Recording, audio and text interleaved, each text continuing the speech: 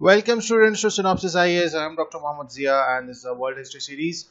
I hope you all are doing well and you are actually gaining something out of this series. Do give your valuable comments और अगर अभी तक आपने channel को subscribe नहीं किया है तो do subscribe the channel because your support is our strength. अब तक हमने बात की लास्ट लेक्चर में हमने बात की थी फ्रेंच रेवोल्यूशन की और उसके इम्पैक्ट की, और अब हम एक दूसरे रेवोल्यूशन की तरफ बढ़ते हैं. ये एक ऐसी चीज थी जिसकी आज हम बात करने वाले हैं, इंडस्ट्रियल रेवोल्यूशन, जो ना कि सिर्फ मतलब आप उसे कैटेगराइज नहीं कर सकते. आप कहेंगे कि दुनिया को बदलने में जिसका हाथ था वही इंडस्ट्रियल रेवोल्यूशन है, और इसने दुनिया को दोनों पॉजिटिव और नेगेटिव वे दोनों में बदला. Positive no doubt, economies of scale, higher production, and there are a lot of things that we got. लेकिन कहीं ना कहीं इसी ने जन्म दिया कैपिटलिज्म को, कहीं ना कहीं इसी ने जन्म दिया एनवायरमेंट डिग्रेडेशन को, लेबर एक्सप्लॉयटेशन को, और यही चीज़ें आगे चल के सोशलिज्म, कम्युनिज्म और सारी चीज़ें जो दुनिया में जितने इज़म्स हैं वो कहीं ना कहीं इसी इंडस्ट्रियल रेवोल्यूशन की देन है. तो आइए देखते हैं कि किस तरीके से इस इंडस्ट्रियल रेवोल्यूशन ने दुनिया को बदला और एक्चुअली इसमें हुआ क्या. Before that, this is about myself. You can look over this and so let us begin industrial revolution. तो सबसे पहले बात यह है कि ये जो इंडस्ट्रियल रेवोल्यूशन शुरू हुआ ये इंग्लैंड में शुरू हुआ. कब शुरू हुआ? मिड 18th सेंचुरी में, मतलब समवेयर इन 1750 इंग्लैंड ये कहानी शुरू होती है. और क्या था ये इंडस्ट्रियल रेवोल्यूशन? इंडस्ट्रियल रेवोल्यूशन का मतलब सिर्फ फैक्ट्री सेटअप करना नहीं था, या अब सिर्फ वर्कर्स, लेबरर्स, बहुत कुछ था. सबसे पहले तो this was an economic process of production of goods in the economy, जो कि जिसके साथ क्या आया? जिसके साथ आया टेक्नोलॉजिकल इनोवेशन. जिसके साथ क्या आया? Which give a boost to the pace at which the goods could be produced. Faster production आया. Innovations that resulted in mechanized production, development of new sources of powering these machines, technological forays in the fields of communication, transport, and some processes which when clubbed together referred to as industrial revolution. It was a revolution. अब हम सवाल, एक मैंने आपसे सवाल शायद पिछले क्या 9th और 10th लेक्चर में किया था कि हम फ्रेंच रेवोल्यूशन को रेवोल्यूशन कहते हैं, अमेरिकन रेवोल्यूशन को रेवोल्यूशन कहते हैं, इंडियन को हम कभी रेवोल्यूशन नहीं कह पाते. क्यों? उस वीडियो पे जाइएगा और उसका जवाब दीजिएगा. लेकिन इसको हम जरूर इंडस्ट्रियल रेवोल्यूशन कहेंगे क्योंकि इसने टोटली एक रिफॉर्मेशन कर दिया. It completely changed what it changed not just only the economic dream but also the social and political fabric and structure of the society. सब कुछ बदल के रख दिया. सिर्फ यहाँ बात इकोनॉमिकली प्रोड्यूस करने की नहीं थी, यहाँ सिर्फ ज़्यादा गुड्स प्रोड्यूस करने की नहीं थी, यहाँ सिर्फ मशीन्स से स्पीडी प्रोडक्शन की नहीं थी. ये था कि इससे जो एक लार्जर इम्पैक्ट आया पूरी दुनिया में, उसने ना सिर्फ इकोनॉमी को बल्कि सोसाइटी को, पॉलिटिक्स को, सबको बदल के रख दिया. इसीलिए हम इसे रेवोल्यूशन कहते हैं. तो जो एक सवाल यही था कि क्योंकि इंडिया में जब हम रेवोल्यूशन कहते हैं ना, हम इंडियन रेवोल्यूशन कभी हम कह ही नहीं पाते क्योंकि उसमें बदला कुछ नहीं है. हमने सिर्फ एक, अगर मैं बहुत ही हो सकता है कई लोग मुझे इस बात पर क्रिटिसाइज करें, लेकिन एक्चुअली जो हुआ वो सिर्फ चेंज ऑफ पावर हुआ. थॉट्स प्रोसेस चेंज नहीं हुए. हम उस कॉलोनियल सोच से आजाद नहीं हो पाए. हम एक्चुअली अपनी कोई सोच, अपना कोई आइडिया, अपना कोई थॉट नहीं दे पाए. हमने सिर्फ जो अंग्रेज जिस सिस्टम को चला रहे थे अब उसको इंडियंस चलाएंगे, और हमने उसे आज़ादी कहा. शायद इसीलिए हम कभी इंडिया में रेवोल्यूशन, इंडियन इंडिपेंडेंस को कभी हम रेवोल्यूशन नहीं कह पाए. This is all my personal view.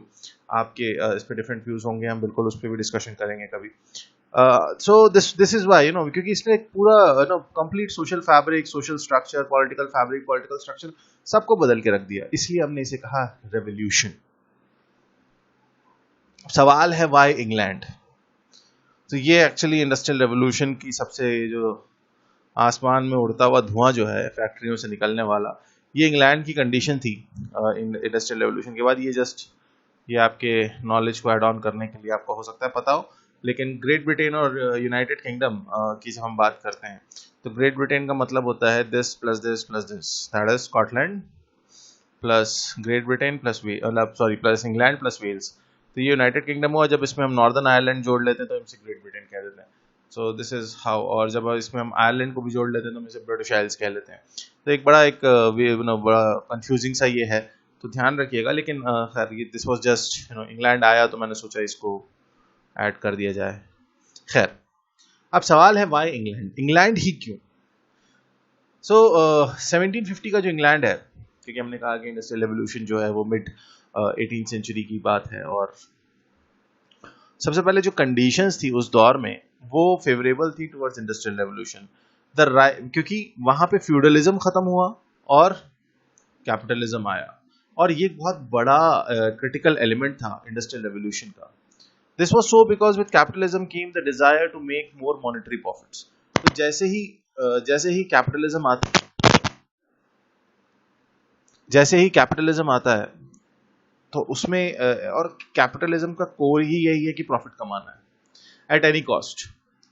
अब वो चाहे वर्कर्स को एक्सप्लॉइट करके हो, वो चाहे कस्टमर्स को एक्सप्लॉइट करके हो, वो चाहे डेवलपिंग न्यू वेज। ऐसा नहीं है कि कैपिटलिज्म में सिर्फ एक्सप्लॉइटेशन है, कैपिटलिज्म ही है जो इनोवेशन को प्रमोट करता है, जो नए इन्वेंशंस की तरफ लेके जाता है, क्योंकि always because we have to earn more profit, that is what the core of capitalism is, and it ultimately leads to what, whether and how you will achieve that. You will achieve either by producing more goods at lower cost। अब इसके लिए आपको labour को कम veg देना पड़े, या आपको अच्छी मशीनरी का इजाद करना पड़े, ये एक अलग सवाल है कि ये कैसे किया जाएगा। There was demand for manufactured goods due to new ways of life growing in towns and cities। और ये इंडस्ट्रियल रेवोल्यूशन का जो दौर था, ये मिड 18th सेंचुरी का जो दौर था, यहाँ पे आप देखेंगे कि इंग्लैंड के अंदर खास तौर पे नए शहर, नए कस्बे, नए टाउन्स ये डेवलप होना शुरू हुए। और जब हम अर्बनाइजेशन की तरफ आते हैं, जब हम अर्बन सेंटर्स की तरफ आते हैं, तो हम देखते हैं कि जो एक वे ऑफ लाइफ है वो चेंज होता है। और जब ये वे ऑफ लाइफ चेंज हुआ तो हमें क्या मिला, हमें क्या इसका इम्पैक्ट होता है, that there is new demand for manufactured goods. एक और इसकी वजह थी, नॉट मेंशन हियर, क्योंकि by this time East India Company जो है ना बहुत ज्यादा प्रॉफिट कमा रही थी, तो उससे भी काफी बिजनेसमैन जो हैं वो मोटिवेट हुए। वो आगे देखेंगे कि उसका टेक्सटाइल पे क्या इम्पैक्ट पड़ा। खैर, तो जैसा कि मैंने कहा कि ये जो चीजें हैं, ये मैन्युफैक्चर्ड गुड्स की डिमांड ज्यादा होना, विलेज पीपल जो माइग्रेशन हो रहा था टाउन्स की तरफ as workers for industrial production, ये एक बहुत बड़ा चेंज था। और इसकी वजह से क्या होता है, नए आइडियाज को जन्म मिलता है, नए और जिससे कि हमारी जो इंडस्ट्रियल एफिशिएंसी है वो बढ़े। और इस पे मतलब जिसको कहते हैं ना कि सोने पे सुहागा वाली चीज ये थी कि जो रेनेसां और रिफॉर्मेशन जो आया, उसने जो ऑलरेडी जो उसका एक साइकोलॉजिकल इम्पैक्ट था, जो उसका the power of reason, the spirit of inquiry जिसे हम कहते हैं, जिसने बहुत ज्यादा एक बड़ा चेंज लेके आया, वो ऑब्वियसली इस चीज को बहुत ज्यादा फेवर कर रहा था। फिर जो हमने ग्लोरियस रेवोल्यूशन पढ़ा इंग्लैंड का, उसने एक ग्रेटर फ्रीडम ऑफ थॉट्स दिया। उसने सोचने की आज़ादी, जो रेनेसां या रिफॉर्मेशन, जो सोचने की, जिस सोचने की या जिस तर्क करने की आज़ादी, जो जिसका जो ये थॉट्स था रेनेसां और कहना चाहिए रिफॉर्मेशन का, उसका इम्पैक्ट ग्लोरियस रेवोल्यूशन पे पड़ता है। और ये सब मिलके जो है एक तरीके से एक माहौल बनाते हैं कि इंग्लैंड के अंदर एक नया एक डेवलपमेंटल पाथ है जिसे इंडस्ट्रियल रेवोल्यूशन कहा जाए। दूसरा, ज्योग्राफी ने बहुत बड़ा रोल प्ले किया।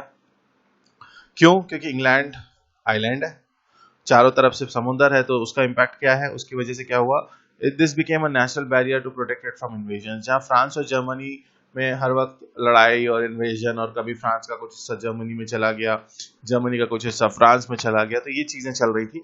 इंग्लैंड इस चीज से बिल्कुल आजाद बैठा हुआ था, जिसकी वजह से जो रूलर्स थे वो बहुत ज्यादा प्रो डेमोक्रेटिक हो गए। और उनको लगा कि ठीक है, अब हमारे पास एक्सटर्नल थ्रेट तो कुछ है ही नहीं, क्योंकि हम चारों तरफ समुद्र से घिरे हुए हैं। उसके अलावा क्योंकि वो चारों तरफ से समुद्र से घिरे हुए, तो they had good natural harbours, और जिसकी वजह से उन्हें सी पोर्ट मिला, और ऑब्वियसली सी ट्रेड। क्योंकि उस टाइम पे जब हम थोड़ा सा नेक्स्ट लेक्चर में जब हम बात करेंगे कॉलोनियलिज्म की, तो आप ये देखोगे कि वहां पे जो सी पावर था उस दौर में, जिसके पास सी पावर था मीन्स जिसकी नेवी अच्छी थी, जिसकी जिसकी एडमिरलिटी अच्छी थी, वही वर्ल्ड पावर बना। Apart from this, England was rich in natural resources, coal और आयरन है उनके पास बहुत अच्छी क्वांटिटी में और अच्छा है। उसके अलावा जो रिवर्स हैं वो एक बहुत बड़ा नेटवर्क, वो बिल्कुल मतलब वैसी रिफ्ट वैली या ऐसी कोई रिवर नहीं है, बिल्कुल they are flowing in plains which is actually giving easy navigation ways, और जिसकी वजह से cheaper transport of goods and raw materials this was there. अब what were the various component. सबसे पहला रेवोल्यूशन आता है टेक्सटाइल इंडस्ट्री में। एक्चुअली हुआ क्या कि जब ये टेक्सटाइल इंडस्ट्री में रेवोल्यूशन क्यों आया, जब ईस्ट इंडिया कंपनी जो है वो इंडिया से कॉटन लेके जाती थी और वो वहां पे कपड़ा बनाते थे और इंडिया के अंदर ही लाके वापस वो बेचते थे, क्योंकि there was a huge demand of cotton clothes.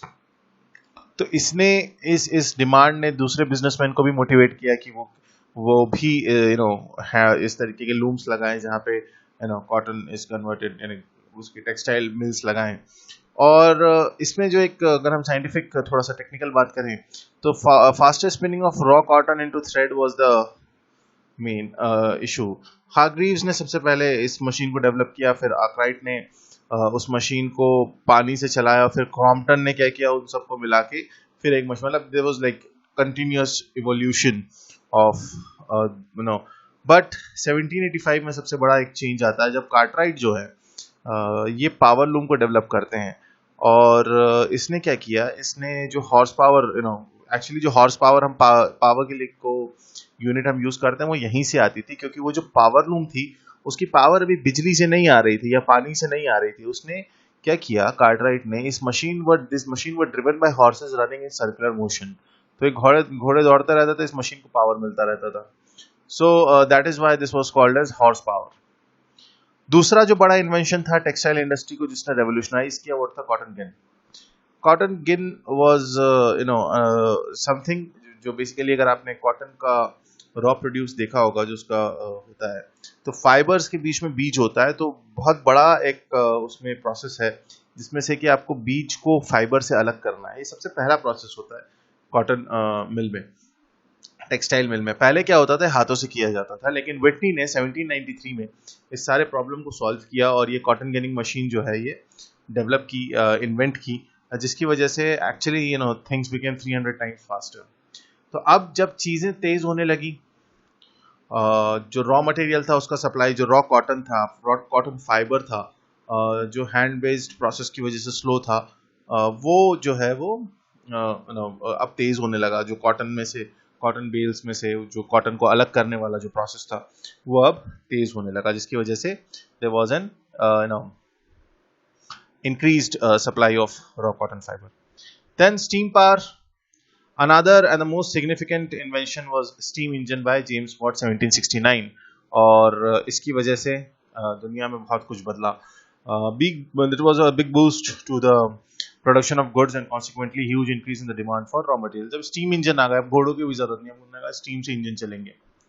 Iron production में बहुत बड़ा एक जो ब्लास्ट फर्नेस का यूज था, जब वो शुरू होने लगा तो आयरन का जो क्वालिटी था, आयरन का स्टैंडर्ड था, स्टील मेकिंग था, वो तेज हो गया। उसके अलावा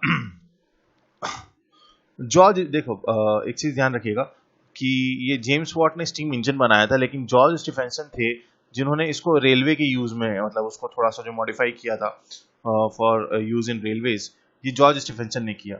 And the coal can now be transported from coal mines to ports via railways। और 1830 में जब पहली पैसेंजर ट्रेन चली ऑन स्टीम पावर, डेफिनेटली इसने एक्चुअली सब कुछ बदला। क्यों? अब क्या हो सकता था, वर्कर्स का मूवमेंट तेज होने लगा, अब बिजनेसमैन का मूवमेंट तेज होने लगा, तो अब यहाँ से वहाँ रॉ मटेरियल्स का मूवमेंट ईजी हो गया, और पैसेंजर्स के जाने से जो वर्कर्स का जो एक कहना चाहिए रीजनल इम्बैलेंस सॉर्ट ऑफ बना हुआ था वो भी अब कम होने लगा। दूसरा जो एक कहना चाहिए कि रेवोल्यूशन था ट्रांसपोर्ट और कम्युनिकेशन में, जो पक्का रोड हम देखते हैं, ये इसको टेक्निकली मतलब तो हम कहते हैं पक्का रोड। इसे मैक एडम ने डिवाइस किया था इस रोड बनाने की टेक्निक को, इसीलिए इसे मैक एडमाइज्ड रोड कहा जाने लगा। और इसकी वजह से this was like an all season road, जिसकी वजह से पूरे सीजन हमेशा एक Swift movement of goods, inland Swift movement of goods and raw materials जो है वो होने लगा।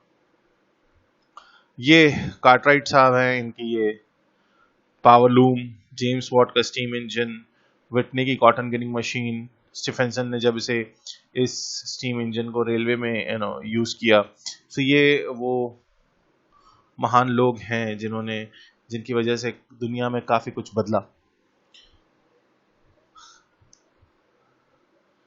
और देखो, सिर्फ इंडस्ट्रियल रेवोल्यूशन से काम नहीं चलता, एग्रीकल्चर में भी रेवोल्यूशन आना था।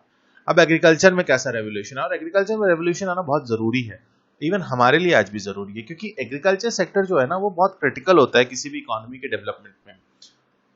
वो ऐसे क्रिटिकल होता है कि जो एग्रीकल्चर सेक्टर है उसके ऊपर दो जिम्मेदारियां हैं, दो बहुत बड़ी जिम्मेदारियां हैं।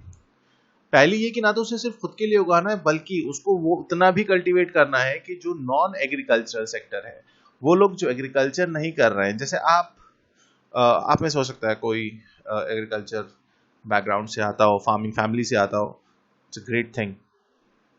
तो आप ना सिर्फ खुद के लिए उगा रहे हैं, बल्कि आप हम जैसे लोगों के लिए भी उगा रहे हैं जो एग्रीकल्चर में नहीं है।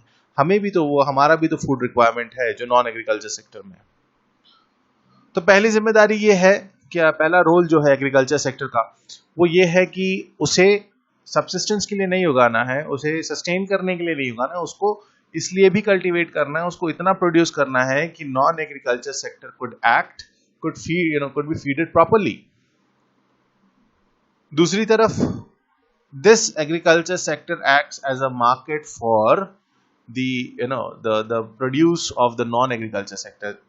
अब टीवी बनेगा या आप देखोगे बहुत सी चीजें, अब तो खैर बहुत ज्यादा एक डिफरेंशिएशन हो गया, लेकिन पुराने वक्त में लोग या तो एग्रीकल्चर वर्कर हुआ करते थे या इंडस्ट्रियल वर्कर हुआ करते थे। अगर हम मिड 18th सेंचुरी इंग्लैंड की बात करें तो ये एक मेजर वो था। उसके अलावा तो जो नॉन एग्रीकल्चर सेक्टर जो प्रोड्यूस कर रहा है उसकी डिमांड कहाँ होगी, उसकी डिमांड एग्रीकल्चर सेक्टर में भी होगी। तो ये एक डुअल रोल है एग्रीकल्चर सेक्टर का। और अब क्योंकि इंडस्ट्रियल रेवोल्यूशन था, फैक्ट्रीज होने लगी, आयरन का अच्छा यूज होने लगा, स्टील का अच्छा यूज होने लगा, तो एग्रीकल्चर का भी मैकेनाइजेशन हुआ, फार्म मैकेनाइजेशन भी हुआ। Steel plough, harrow, seed drills, horse drawn cultivator, ये एक ऐसी चीजें थी जिन्होंने कैपिटल लेबर इंटेंसिव एग्रीकल्चर को ये मॉडर्न एग्रीकल्चर टेक्निक्स की तरफ ले गए, जिसकी वजह से कम लेबर लगने लगा, कॉस्ट अच्छा होने लगा, कॉस्ट कम होने लगा, प्रोडक्शन अच्छा होने लगा।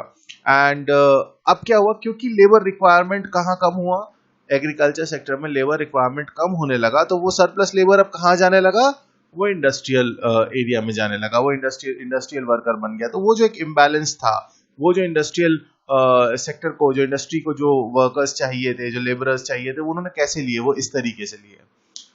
सो जब बहुत ज्यादा सप्लाई ऑफ लेबर होगा, आपने इकोनॉमी में पढ़ा होगा, whenever there is an increased supply of labor in the market, ultimately that leads to lesser wages, cheaper labor, and ये जो इंटेंसिव मैनरिंग क्रॉप, तो जब ये नई मैकेनाइजेशन आने लगा तो नई टेक्निक्स भी डेवलप हुई, और इन सब का इम्पैक्ट ओवरऑल ये हुआ कि इंग्लैंड के अंदर फूड सिक्योरिटी जो है वो पक्की हो गई कि हाँ भैया हमारे पास कुछ हो ना हो, फूड सिक्योरिटी तो है। इंडस्ट्रियल रेवोल्यूशन जो है वो दूसरी कंट्रीज में भी आया, फ्रांस में 1850 में आया, जर्मनी में 1865 में आया। अब फ्रांस के साथ ठीक है इंडस्ट्री तो हो गई थी, लेकिन अभी भी उसे आयरन और कोल इंपोर्ट करना पड़ रहा था। 1865 तक जर्मनी में भी उस इंडस्ट्रियल रेवोल्यूशन का जो दिखने लगा, even it was like the second place for producer of steel, लेकिन इंग्लैंड बहुत आगे था। जर्मनी का इंडस्ट्रियल रेवोल्यूशन जो है वो 1870 के बाद बहुत ज्यादा, और जब जर्मनी का यूनिफिकेशन होता है तो Germany became England's rival. And अभी आगे चल के दिखेगा कैसे वर्ल्ड वॉर्स में इन चीजों का इम्पैक्ट आता है। Russia, the last of the big European powers to have an industrial revolution. Russia is still rich in mineral resources, but capital नहीं था, free labor नहीं था, उसके अलावा जो सर्व्स थे वो 1861 में वहाँ पे, and it obtained capital from foreign countries and Russian industries moved ahead.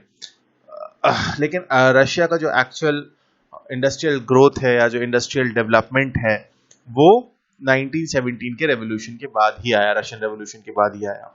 USA machines तो ऑब्वियसली जो कॉलोनाइजर्स गए थे रशिया अमेरिका में, अमेरिका में जो कॉलोनाइजर्स गए थे उन्होंने मशीन्स इंट्रोड्यूस कर दी थी, लेकिन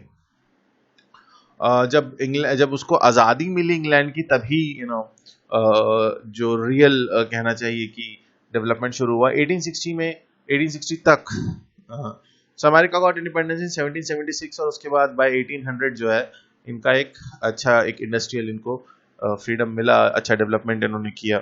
और टेक्सटाइल, स्टील, शू, आप देखोगे कि अमेरिकन टाउन्स, आपने वर्ल्ड ज्योग्राफी में देखा होगा कि जो अमेरिकन टाउन मेजर सिटीज हैं हर किसी में कोई ना कोई इंडस्ट्री फेमस है, चाहे शिकागो हो, चाहे बफेलो हो, चाहे डैलस हो, न्यूयॉर्क हो, there's one more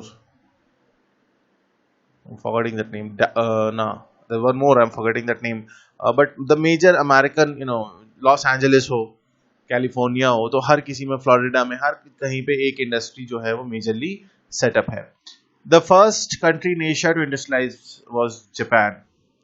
जापान में सिल्क, पोर्सलिन एंड टॉयज होता था, लेकिन by 19th century Japanese production has included steel, machinery, metal goods and chemicals in quantities large enough to export. So Japan was the first Asian country to industrialize. So ये industrial revolution का जो है ये सिर्फ England तक नहीं रहा, by the end of 18th century or you can say by the mid 19th century it is spread in major countries of the world.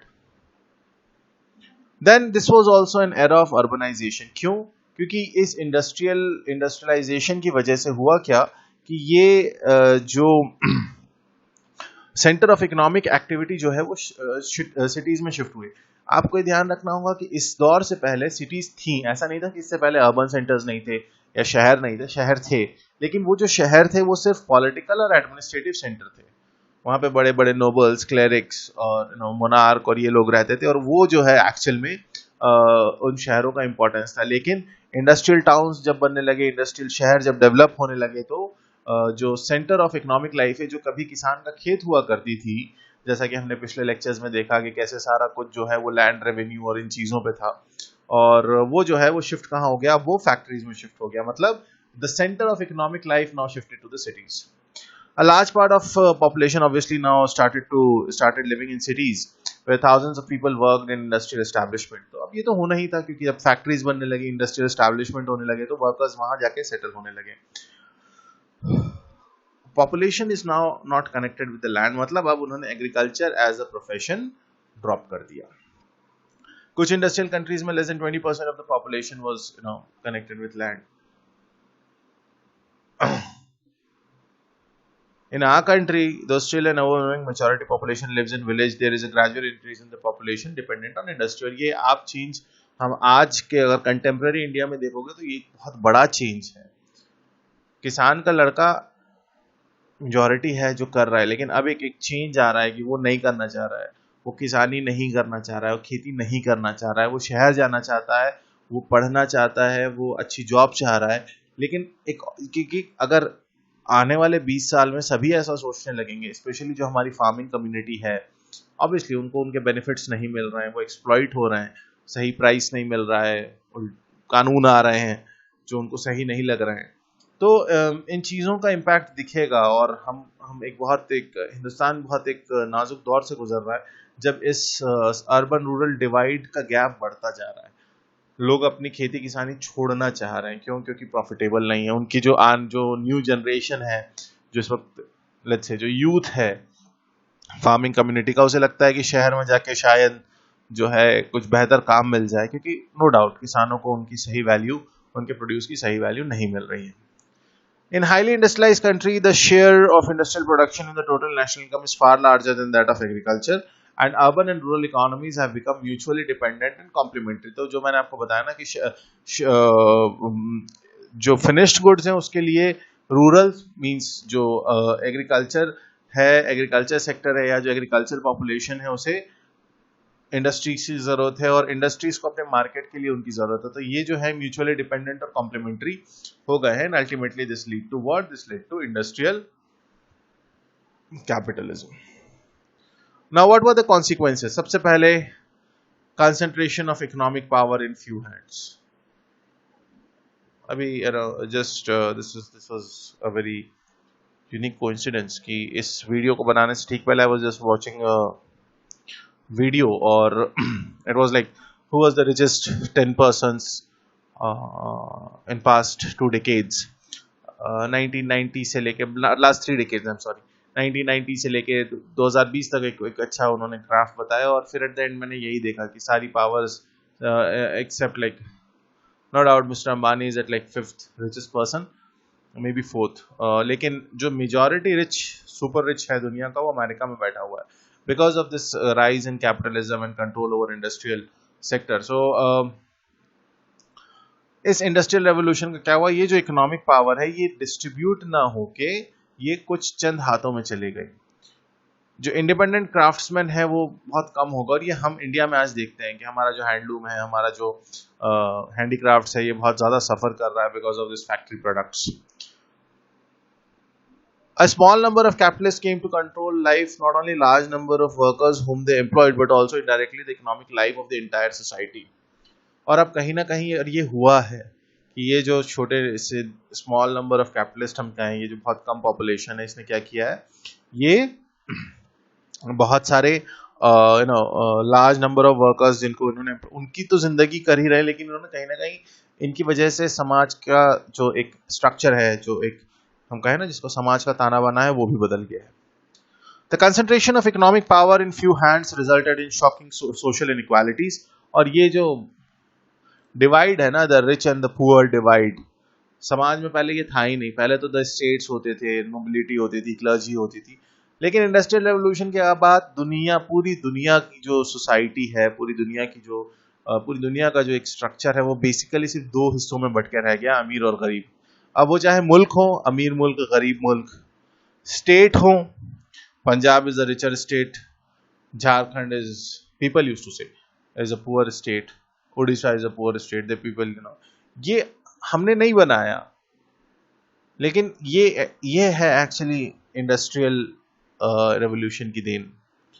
और इन इनइक्वालिटीज इतनी ज्यादा थी कि इवन बेंजामिन डिज़राइली जो थे, वो ब्रिटिश प्राइम मिनिस्टर थे 19th सेंचुरी में आते हैं, उन्होंने कहा कि there existence of 2 Nations in England, the rich nation and the poor nation. और ये आज का भारत का भी शायद कहीं ना कहीं यही एक तस्वीर निकल के आती है कि भारत भी एक अमीर भारत है और एक गरीब भारत है, और अनफॉर्चुनेटली गरीब भारत में ज्यादा लोग रहते हैं अमीर भारत के मुकाबले।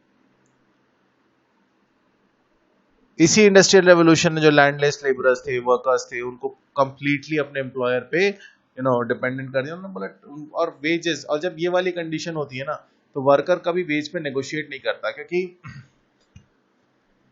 आप let's say you are a worker, आपको कहा जाए कि आपको 100 रुपए घंटा मिलेगा, वो बोलेगा सर 100 नहीं 150 कर दो।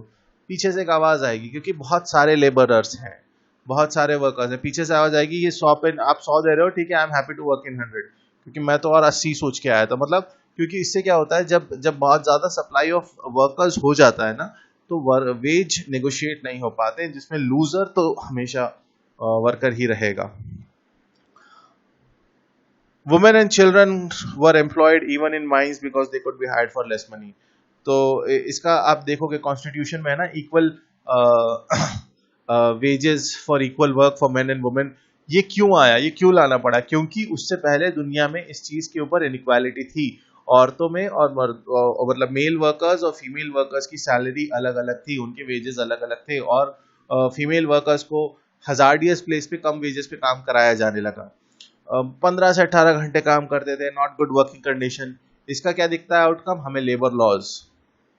जब लेबर की कंडीशन सही होती तो लेबर लॉज की जरूरत ही नहीं पड़ती, क्योंकि लेबर की कंडीशन अच्छी नहीं थी, वर्कर की कंडीशन अच्छी नहीं थी, इसलिए जो है उनके लिए जो कहना चाहिए लेबर लॉज बने। एनवायरमेंटल पॉल्यूशन आज भी हम इंडस्ट्रियल रेवोल्यूशन का जो इम्पैक्ट है वो हम आज भी देख रहे हैं। और एक्चुअली इसने पीछे 200 सवा 200 साल में जितनी हमने तबाही मचाई है ऑनेस्टली, ज्यादा बल्कि मतलब आप 1750 से ले लो तो करीब 3 सदियां आने वाली, 3 सदी हो जाएगी आने वाले 30 साल में। सो इन 270 सालों में जिस हिसाब से हमने तबाही मचाई है नेचर की, तभी तो ये अर्थ समिट और पेरिस कन्वेंशन और ये सारी चीजें क्यों करनी पड़ी, क्योंकि हम एनवायरनमेंट को बहुत ज्यादा डिस्ट्रॉय कर चुके हैं।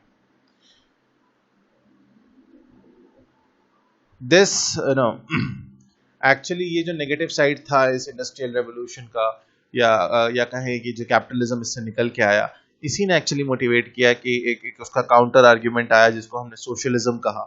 और ये याद रखिएगा जहां पे ये आईएसएम आ जाता है ना, ism at the end, terrorism, globalism, socialism, capitalism, imperialism, nationalism, तो ये जो है कभी कभी खतरनाक हो जाता है बहुत ज्यादा। अल्ट्रा नेशनलिज्म जब आएगा यूरोप में वो वर्ल्ड वॉर करवा देगा। तो हमेशा याद रखना जहां पर कहीं इज्म दिख जाए ना तो थोड़ा सा अलर्ट हो जाना लाइफ में। खैर तो इसी ने एक्चुअली इंडस्ट्रियल रेवोल्यूशन ने ही वर्कर्स की कंडीशन में, आप देखोगे कि कार्ल मार्क्स ने अपने आइडियाज बेसिकली इंग्लैंड से इंस्पायर होके ही, जो वर्कर्स की कंडीशन थी इंग्लैंड में उससे इंस्पायर होके ही मतलब अपने आइडियाज पुट ऑन किए।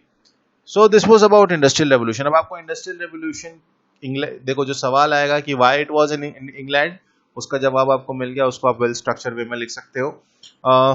कंपोनेंट्स क्या थे, टेक्सटाइल में आया, आयरन प्रोडक्शन में आया, ट्रांसपोर्ट कम्युनिकेशन में आया, एग्रीकल्चर में आया, तो ये एक पार्ट हुआ। तीसरा सवाल जो इससे बनेगा कि व्हाट वर द इम्पैक्ट और the consequences of urban this industrial revolution. तो इन कॉन्सिक्वेंसेस के साथ अच्छी चीजें भी मेंशन करना, obviously faster production of goods, economies of scale और ये सारी चीजें आप इंक्लूड कर सकते हो। और उसके अलावा अगर आपको लिबर्टी ऑफ वर्ड्स हो तो अर्बनाइजेशन को जरूर उसमें इंक्लूड करिएगा। तो this is about industrial revolution. I hope you like the lecture. Do give your valuable comments and feedback on this, or stay safe and stay healthy, because it is very important to take good care of your health. So I hope you succeed in your life. With all my best wishes, this is it from myself in this lecture. I'll see, we'll meet soon in the next lecture. Till then, have a great time. Thank you so much.